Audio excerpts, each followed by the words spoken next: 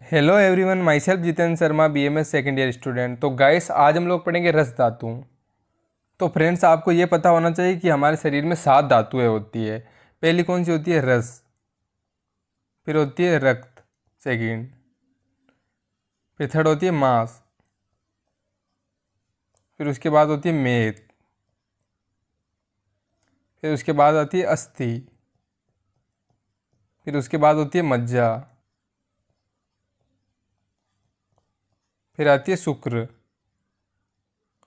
तो ये 7 धातु हमारे शरीर में होती है। रस, रक्त, मांस, मेद, अस्थि, मज्जा, शुक्र।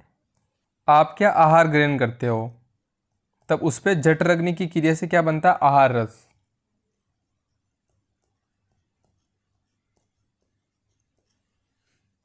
तो आहार से क्या बनता है? आहार रस। यहाँ पे क्रिया कौन सी होती है? जठराग्नि की। आहार रस से रस अग्नि की क्रिया से क्या बनता है? रस धातु। तो आहार रस से रस धातु बनने के अंदर रस अग्नि की क्रिया होती है।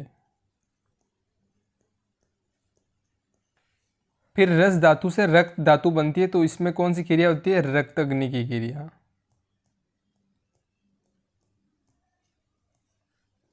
तो ऐसे ही फिर हमारी नेक्स्ट धातुएं भी ऐसे ही बनती रहेगी, मांस, मेद, अस्थि, मज्जा, शुक्र। तो आपको ये याद रखना है कि अलग अलग धातुओं के लिए अलग अलग अग्नियाँ होती है। तो अब हम स्टार्ट करते हैं रस धातु। इसको हम मॉडर्न में प्लाज्मा से कंपेयर कर सकते हैं। तो ये क्या हमारी फर्स्ट धातु है ना, रस धातु, जो आहार रस से बनती है। तो यहाँ पे यही लिखा हुआ है कि प्रमुख 7 धातुओं का शरीर में वर्णन किया गया है। आहार पाचन के पश्चात सार भाग से प्रथम रस धातु बनती है। इसी के अंश पर रक्ताग्नि की क्रिया से रक्त एवं आगे की सभी धातुओं का निर्माण होता है। तो आपको ये ध्यान रखना है कि सार भाग से रस धातु बनती है। आगे वैसे मैं आपको समझाऊंगा डिटेल से कि सार भाग क्या होता है। अब हम लोग पढ़ते हैं रस धातु की उत्पत्ति।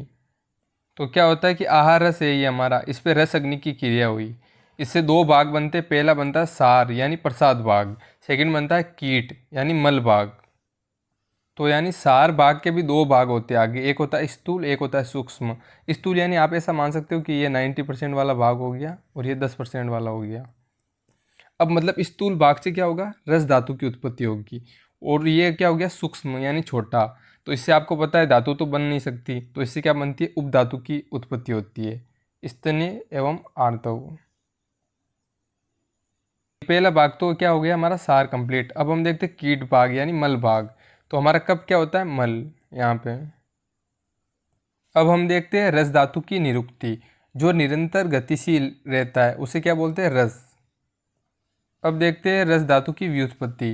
गतिवाचकम रस धातु, ये हो गई रस धातु की व्युत्पत्ति।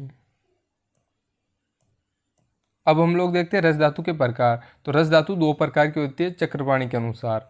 एक होती है स्थायी रस धातु, एक होती है पोषक रस धातु। यहाँ पे देखो नाम से ही पता चल रहा है स्थायी, जो शरीर में स्थायी रहता है, जिसका फ्लो नहीं होता है, उसे स्थायी रस धातु कहते हैं। जैसे CSF हो गया, हमारा साइनोवियल फ्लूइड हो गया, इंट्रासेल्यूलर फ्लूइड हो गया। अब हम सेकंड देखते हैं पोषक रस धातु। ये उसकी विपरीत हो जाएगी, जो धमनियों द्वारा वहन फ्लो किया जाता है तथा जिससे अन्य धातुओं का पोषण होता है, उसे पोषक रस धातु कहते हैं। तो इसमें क्या हो गया? इसके एग्जाम्पल प्लाज्मा और लिम्फ।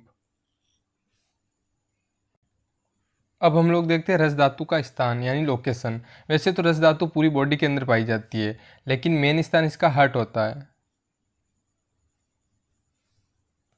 तो ये क्या है? तस्य च हृदय स्थानम, यानी हृदय रस धातु का स्थान है। रस हृदय में पहुंचकर रक्त के माध्यम से संपूर्ण शरीर को पोषण एवं पीड़न करना है। तो यहाँ पे यही बताया गया है कि रस क्या होता है? जो हृदय में पहुँचता है। में पहुँचकर रक्त के माध्यम से ये क्या करता है? पूरी बॉडी के अंदर पहुँचता है, फिर पोषण और पीड़न करता है। अब हम देखते हैं रस व स्रोतस। तो क्या हो गया? एक हृदय और धमनी, ये हो गया रस व स्रोतस। हर्ट होता है जो क्या करता है? सिंथेसिस ऑफ रस, सर्कुलेशन ऑफ रस। तो यहाँ पे यही बताया हुआ है कि रस धातु के अंदर अगर कोई भी दिक्कत होती है तो हर्ट के अंदर भी होगी। रस धातु का वर्ण क्या होता है? रंगीन होता है ये, मतलब कलरलेस। अब हम देखते हैं रस धातु के गुण यानी क्वालिटीज। स्निग्ध होता है, द्रव होता है, शीत होता है, सौम्य होता है। फिर हम देखते हैं रस धातु का टेस्ट, तो इसका टेस्ट होता है मधुर, स्वीट। अब हम देखते हैं रस धातु का परिमाण, यानी मनुष्य में आकार एवं स्वास्थ्य की दृष्टि से परिमाण अलग अलग होता है। आयुर्वेद के अंदर क्या है, परिमाण है ना, जो अंजलि के अंदर समझाया गया है। आचार्यों द्वारा शरीर में रस का परिमाण 9 अंजलि बताया गया है। आधुनिक मतलब मॉडर्न के अनुसार 1.75 लीटर होता है। अब हम लोग देखते हैं रस धातु के पर्याय। आहार पाक, आहार तेज, धातुसार, ये रस धातु का पंचमहाभूत संगठन, यानी इसमें क्या होता है, जल महाभूत डोमिनेंस होता है। अब हम देखते हैं रस धातु के कार्य।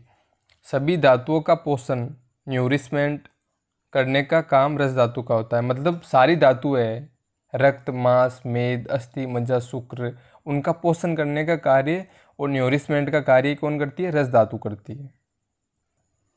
शरीर में स्थूलता मतलब मोटापा और कृशता मतलब पतलापन का कारण रस धातु ही है। मतलब रस धातु के कारण ही मोटापा या पतलापन होता है। अब है पीडन, स्नेहन तथा अवस्टंभन। पीडन का मतलब होता है न्यूरिशमेंट और स्नेहन का मतलब होता है ल्यूब्रिकेशन और अवस्टंभन का मतलब होता है दृढ़ता। तो ये हो गए हमारे रस धातु के कार्य। अब हम लोग देखते हैं रस धातु की वृद्धि के लक्षण। रसो अतिवृद्धो हृदयो क्लेदम प्रसेक चापाद्यति, यानी क्या होता है कि रस की अतिवृद्धि होती है तो आलस्य हो गया, अंगौरव यानी शरीर में भारीपन हो गया, शीतलता, अग्निमांग यानी डाइजेस्टिव फायर आपकी कम हो जाती है, अति निद्रा यानी आपको बहुत ज़्यादा नींद आती है, यानी कफ दोष के वृद्धि के समान लक्षण हो जाते हैं। जब अब हम लोग देखते हैं रस धातु के सेक के लक्षण।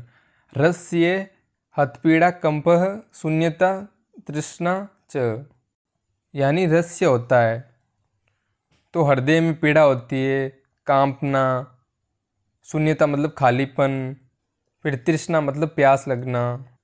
तो यहाँ पे हम लोग देखते हैं हृदय में पीड़ा, कंप यानी कांपना, बॉडी कांपेगी, शून्यता यानी खालीपन, तृष्णता यानी पतलापन, तृष्णा प्यास लगना, सूल पेन, थोड़ी चेष्टा, उच्च स्वर।